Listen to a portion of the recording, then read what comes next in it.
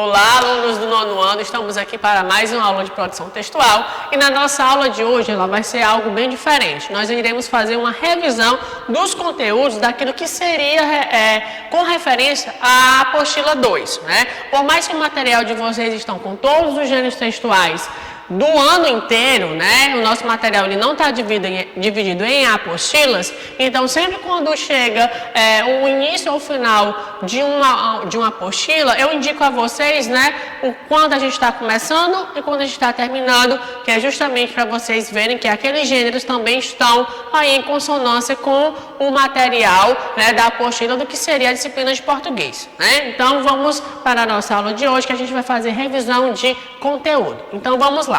Certo? Então, na nossa aula de hoje do 9º ano, o nosso primeiro gênero que a gente estudou, né, que seria relevante à apostila 2, foi a crônica argumentativa.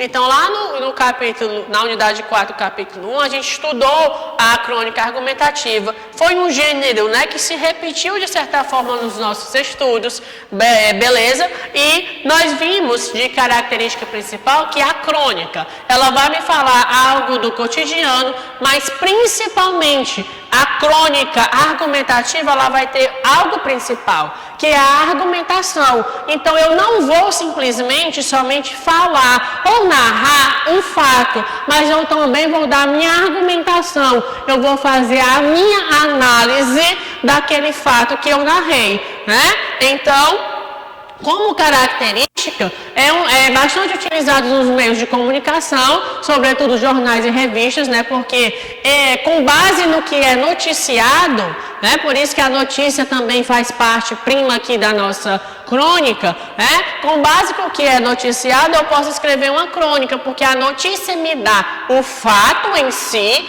e a crônica eu vou passar a pensar sobre aquilo ali, né? Então, eu posso narrar algum fato dentro da mesma temática da minha notícia e depois eu posso dar a minha argumentação analisando aquele fato, certo? Por isso que ela é bastante utilizada nos meios de comunicação. Depois nós iremos ter como característica do gênero narrativo.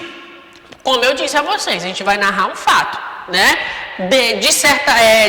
Descritivo, porque à medida que eu narro, eu também descrevo, e depois o dissertativo, porque eu vou dar a minha argumentação, né? Então, é um gênero que está dentro dessa esfera narrativa, descritiva e dissertativa. Ele é bem amplo, né? Então, nós vamos ter como base a argumentação sobre um determinado assunto, né? Uma linguagem coloquial simples e direta, porque eu não posso deixar um texto também muito grande, né? Em me determinar em simplesmente narrar o fato e não colocar argumentação. Então, o ponto principal desse gênero é a consonância justamente do que seria narrativo com a parte dissertativa. Por isso que o texto é pequeno, né, porque eu não posso me estender muito, com as temáticas polêmicas do nosso dia a dia. Eu posso ter crônicas que vão fazer uma crítica, eu posso ter uma crônica que pode me vir com humor, ou uma crônica que eu posso fazer ironia dentro da temática, né? Um texto bem criativo, subjetivo, porque eu vou ter a minha opinião sobre um determinado assunto, e a fusão do tipo jornalístico e literário, porque eu vou ter a parte jornalística com base no tema da atualidade e literário devido à minha informação sobre esse determinado tema. Poucos personagens, né, porque como eu disse a vocês, é um texto curto e por ser um texto curto eu também vou ter um tempo e espaço limitado, né? Então, é um gênero que vocês estudaram. Acredito que a gente viu ele bem explicado, né? Depois nós seguimos com a unidade 4, capítulo 2, um gênero diferente, né? Ainda no base narrativa, mas aqui a gente vai ter a narrativa de um romance, né? Nós vimos aqui que é um gênero bem pertinente a vocês, tanto porque devido às aulas de literatura, vocês já leram alguns livros, viram que como característica aí é um gênero, né, um romance do gênero narrativo, que vai ter uma história bem completa, né, com um enredo bastante longo de começo, meio e fim. É geralmente um gênero textual que contém capítulos, né? Porque não é uma história pequena, um tempo determinado, um ambiente determinado, né, onde vai ter as ações dos personagens bem definidos de modo claro. Geralmente, quando vocês fazem a leitura de um romance, vocês sabem quem são os personagens principais, quais são os ambientes que a história se passa, né? É oriundo dos contos épicos, que eu falei aqui para vocês que a épica, né?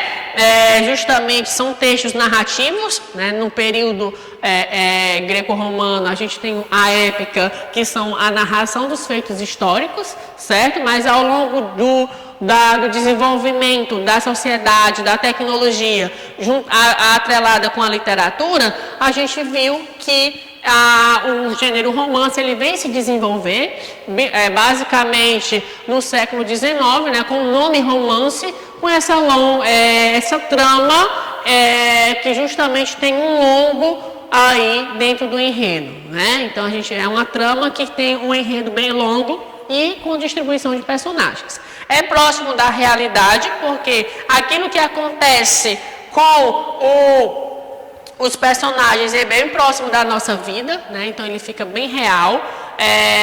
Tem uma narrativa longa, né? Com personagens variados. A organização é feita dentro daquilo que seria como característica, né, gente, dos elementos da narrativa, né? E pode ser fictício ou não. Alguns gêneros voltados bem para a realidade e outros bem fictícios dentro da fantasia, né? Então a gente tem uma variação de tudo isso. Então, nós vamos ter aqui como os elementos da narrativa, né, o enredo, que a gente viu aqui que tem a situação inicial, né, depois o estabelecimento do conflito, o clímax e o desfecho, né, ou seja, o início, o meio e o final, os espaços é onde acontece, o tempo que pode ser cronológico, conforme as horas, os dias, os meses do ano, psicológico, com a lembrança dos personagens, a ação que desenvolve toda a história, o narrador, né, que o narrador ele pode ser personagem, participando da história, observador apenas contando e onisciente, que muitas vezes a história passa pelo fluxo psicológico do personagem. Os tipos de personagem, nós vimos que nós temos os protagonistas e os antagonistas, né? Os tipos de discurso, nós vimos que pode ter o discurso direto, com as falas, ou indireto, em que eu vou ter apenas a descrição do que algo que foi falado. Em seguida, nós estudamos aí o gênero biografia não ficcional, né? Porque aqui eu tenho uma biografia, a história da vida de uma pessoa, então não posso ter nada de ficção. Vimos que também é um gênero narrativo, né? Narrado em terceira pessoa, porque eu vou contar a vida de alguém, né? Dentro de uma ordem cronológica dos fatos, desde quando a pessoa nasceu até a morte. Nós vimos que é sobre toda a vida de uma pessoa, né? Principalmente os fatos marcantes da vida desse alguém, uso de pronomes pessoais e possessivos, porque eu estou falando da vida de alguém, né? Uso de marcas temporais, né? No caso da infância, na adolescência, naquela época, porque eu estou contando a vida da pessoa. Predomínio do pretérito, porque são os feitos voltados para o passado, e a verossimilhança, porque a gente está contando a vida real de uma pessoa, né? Então, como eu estou contando os fatos da vida de uma pessoa, então não pode ter ficção, não pode ter mentira, né? E nós vimos aqui que a parte da biografia é algo voltado bem direto para a vida da pessoa. Então, eu não posso colocar nada mentiroso, tanto porque para dar credibilidade à nossa biografia. Em seguida, nós estudamos a parte da entrevista, né, que é um gênero textual que ajuda muito na construção da biografia, certo? Porque eu vou ter um texto informativo ou opinativo, porque eu vou colocar justamente o que? Colher informações, né? Então, se eu for escrever uma biografia, eu tenho que colher informações sobre o biografado, sobre a vida dele, né? Então, ou se eu for fazer uma entrevista de cunho jornalístico, uma entrevista de emprego, a pessoa que vai fazer as perguntas a mim, né, que eu vou estar ali concorrendo a uma vaga de emprego é para saber se eu estou apto para aquele emprego, uma entrevista psicológica, o psicólogo fazendo pergunta ao personagem ou ao paciente, né, a gente pode dizer assim, que está na frente dele, porque para ele poder fazer o tratamento realmente que deve ser feito, certo? Então, a entrevista tem como elementos básicos um entrevistador que vai fazer a pergunta e um entrevistado que vai dar a resposta. Linguagem dialógica, porque eu vou utilizar o diálogo. Um pergunta, o outro responde. Isso são marcas do quê? Do discurso direto, certo? Subjetividade, porque cada pessoa que responde tem um trato, né, de informação diferenciada. Cada um tem o seu posicionamento. Mescla da linguagem formal e informal, porque formal, as perguntas devem estar bem formuladas dentro das regras do português, e o informal, porque quem vai responder, dependendo do grau de escolaridade ou classe social, essa pessoa pode dar a sua resposta aí, até mesmo com erros de português, né? Então, vale aí tudo na hora da entrevista, ok? Em seguida, né, nós vamos ter algo aqui que nós estudamos, certo? Que a nossa entrevista ela vai ter como característica a manchete, um título que vai chamar a atenção, a apresentação dessa pessoa que vai ser entrevistada, geralmente é o primeiro parágrafo, e em seguida as perguntas e as respostas, sempre identificando quem vai fazer a pergunta e quem vai dar a resposta dentro da nossa entrevista, certo? Em seguida, e por último, nós estudamos a parte dos poemas, né? Bem diferenciado dessa linha que a gente estava estudando até agora, ok? Ele vem dar uma quebra com esse gênero textual no nosso material. Nós vimos que o poema tem como característica a utilização da palavra como matéria-prima devido à composição poética.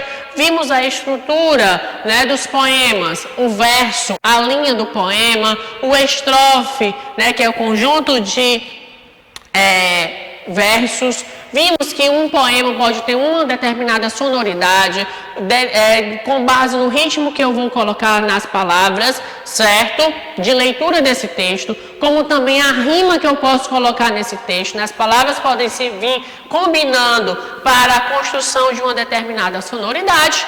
E vimos também, como fechamento aqui, né, que esse é o lírico. Dentro do meu texto tem alguma voz que fala. Então, que voz é essa? O eu lírico, que não necessariamente seja a voz do poeta, né? Que nós vamos ter aqui, pela identificação do meu texto, muitas vezes eu posso saber se é um homem ou se é uma mulher, né, devido às características do que eu venho falando. Então, um texto poético, ele é arraigado de uma sensibilidade, de mostrar os sentimentos, mas de uma forma diferenciada, né, do nosso texto, beleza? Então, esses foram os nossos gêneros trabalhados até agora, né, no nosso material, referente ao que seria nosso material da apostila 2, ok? Então, no ano, essa foi uma revisão bem teórica, né, do que nós vimos, estudamos até agora, apenas a parte bem principal, as características principais sobre esse gênero, certo? Como atividade, vai ser enviada uma atividadezinha para vocês de produção textual, com base em perguntas sobre esses gêneros que nós estudamos